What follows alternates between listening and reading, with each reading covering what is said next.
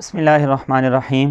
بہت سے سوالات کیے جاتے ہیں، انشاءاللہ العزیز اب سے سوالات کا سلسلہ شروع کیا جا رہا ہے۔ آپ کا بھی کوئی سوال ہو تو آپ ہمارے پیج مفتی لقمان شمس آفیشیل پر جا کر اپنا سوال لکھ سکتے ہیں۔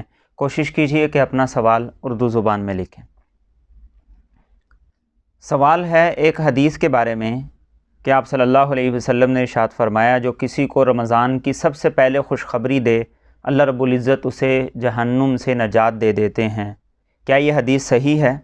سب سے پہلے ایک بات غور سے سنیے کہ آپ صلی اللہ علیہ وسلم نے ارشاد فرمایا کہ مجھ پر جھوٹ بولنا، میری طرف جھوٹ کی نسبت کرنا عام آدمیوں کی طرف جھوٹ کی نسبت کرنے کی طرح نہیں ہے، بلکہ آپ نے فرمایا کہ جو آدمی جان بوجھ کر میری طرف جھوٹی بات منسوب کرے تو وہ اپنا ٹھکانہ جہنم بنا لے۔